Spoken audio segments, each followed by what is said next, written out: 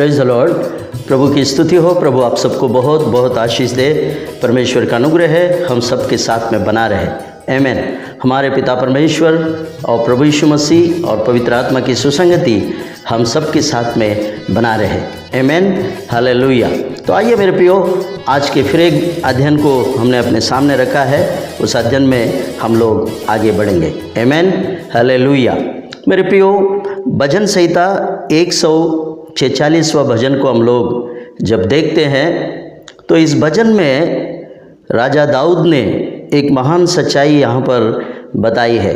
जो लोग परमेश्वर की आराधना और स्तुति और उसकी महिमा और उसकी प्रशंसा करते हैं, ऐसे लोगों को परमेश्वर बहुत से बातों से वो छुड़ौती देता है और अपनी पूरी सुरक्षा उन्हें प्रदान करता है।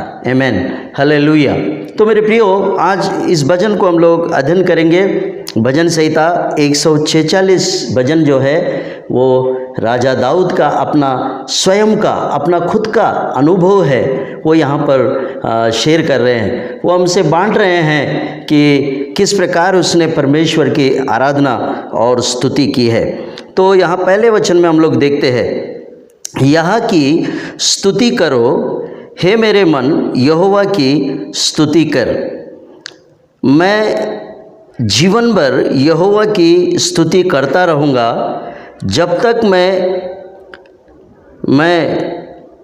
बना रहूँगा तब तक मैं अपने परमेश्वर का भजन गाता रहूँगा।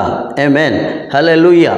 इन वाक्यों से, इन वचनों से हमें ये जानकारी प्राप्त होती है और ये दाऊद का अनुभव हमको मिलता है कि वो कह रहा है हम परमेश्वर की स्तुति करें और उसका धन्यवाद हम निरंतर करते रहे।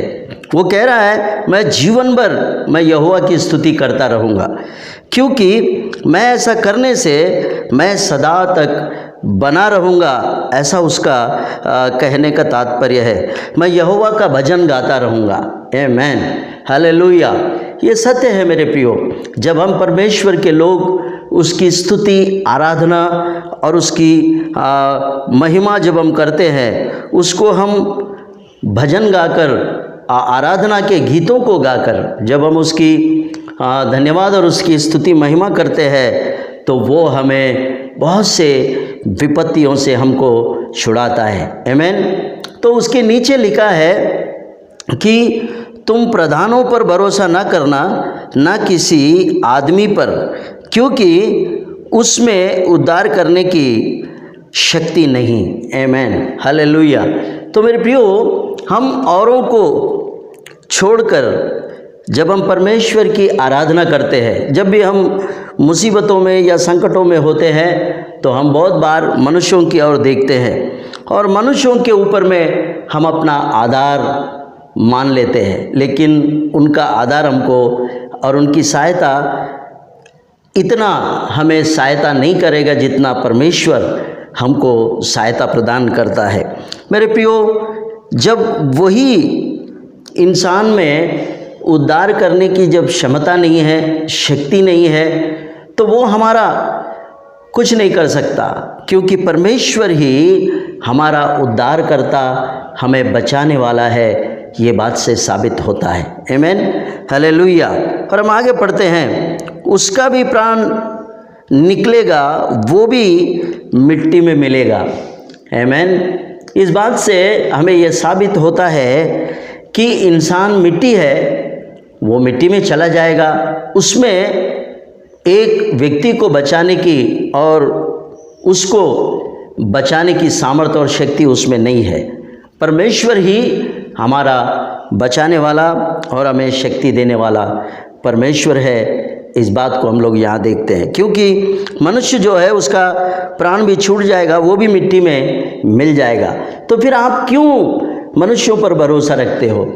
मेरे प्रियो, परम प्रधान परमेश्वर पर जब हम भरोसा रखते हैं, उसकी स्तुति और धन्यवाद करते हैं और उसकी महिमा और उसकी प्रशंसा में बने रहते हैं, तो परमेश्वर ही हमारा आधार और हमारा दाम बनकर हमारा उद्धार करता है। आमीन। हालेलुया। तो यहाँ 5वां पद में हम लोग देखते हैं, क्या ही धन्य है वह जिसका सहायक याकूब का ईश्वर है और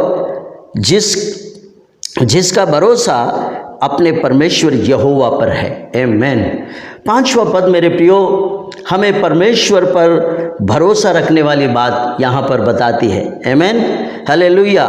जब हम मनुष्यों को छोड़ जब हम ईश्वर पर अपना भरोसा रखते हैं और हम उस पर निर्भर रहते हैं तो याकूब का ईश्वर हमारा सहायक बनकर उतरता है।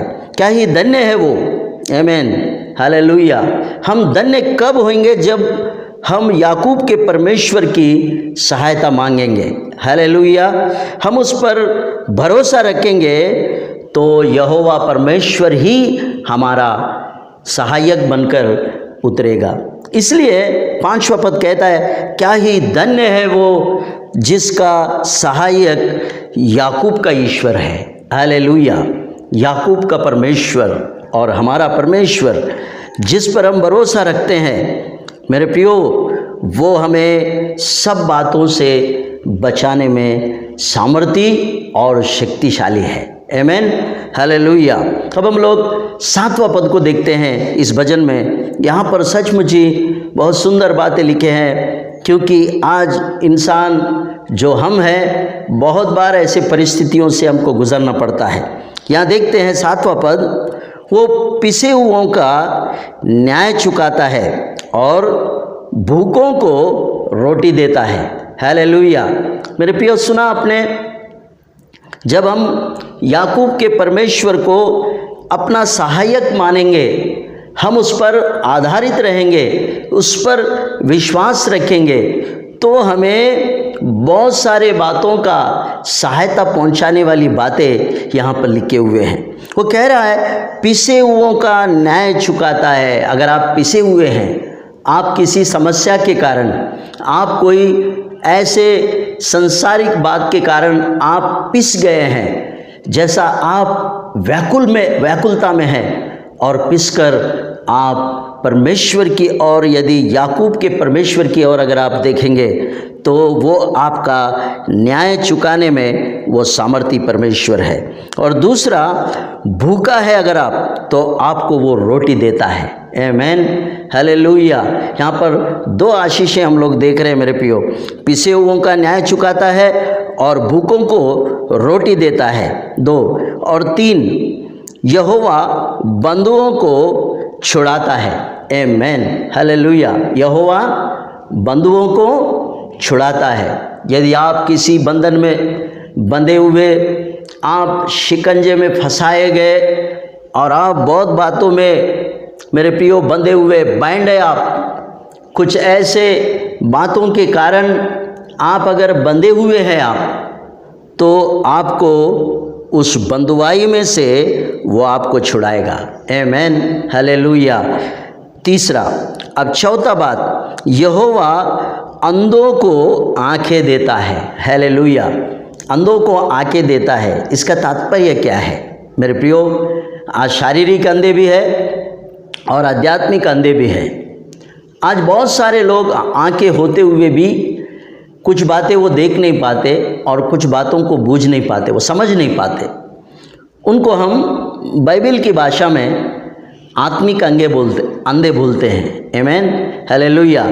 तो यहाँ पर दाऊद भी आत्मिक अंधों के बारे में वो कह रहा है, यहोवा अंधों को आंखें देता है। हालेलुया। अंधों को, यानी जो आध्यात्मिक रूप से वो बहुत बातों में पिसा हुआ और बंधुआई में है और बंधनों से जकड़ा हुआ है, तो ऐसे लोगों को यहोवा अंधों को आंखें देता है। यानी हमारे आध्यात्मिक आंखों को खोलने की ताकत किसी इंसान में नहीं है, किसी मनुष्य में नहीं है, लेकिन यहोवा अंधों की आंखें खोलता है। ऐसा दाऊद अपने अनुभव से कह रहा है, क्योंकि कई बार दाऊद भी अपने जीवन में आध्यात्मिक रूप से कई बार वो आंखें होते हुए भी आध्यात्मिक अंधापन में डूबकर उन्होंने भी कई गलतियाँ, कई ऐसे काम उन्होंने किए हैं, तब परमेश्वर ने उनकी आंखें खोल दिया और उनको वो आंखें खोला जो उनके अंतरंग में है। वो आध्यात्मिक आंखें खोलने वाला जो सामर्थ्य है वो केवल याकूब के परमेश्वर के पास में है।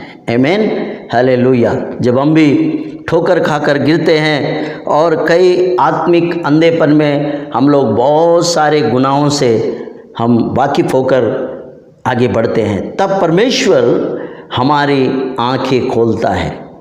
हम आध्यात्मिक रूप से अगर अंधे हैं तो हमारी आंखें खोलने में याकूब का परमेश्वर ही वो सामर्थ्य है। आमीन, हालेलुया, आमीन। अब हम लोग देखेंगे 5वां, यहोवा झुके हुओं को सीधा खड़ा करता है। आमीन, हालेलुया। यहोवा झुके हुओं को, यानी आप संसार के कामों में और संसार के बहुत सारे विपत्तियों में, समस्याओं में आप अगर झुक गए तो आपकी झुकी हुई परिस्थिति में से वो आपको उठाकर खड़ा करेगा और सीधा खड़ा करेगा।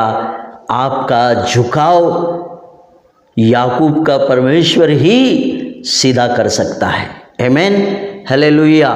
कहीं ना कहीं आप अपने जीवन में झुके हुए हैं, कहीं ना कहीं आप अपने आध्यात्मिक जीवन में आप झुक गए, आप पूरी तरह से ज़मीन के तक आप झुके हुए हैं, लेकिन परमेश्वर वो सामर्थ्य है, वो कहता है वो झुके हुओं को भी सीधा खड़ा करता है। आमीन, हालेलुया। यहाँ पर हमने 5 बातें देखे हैं मेरे प्रियो, हालेलुया।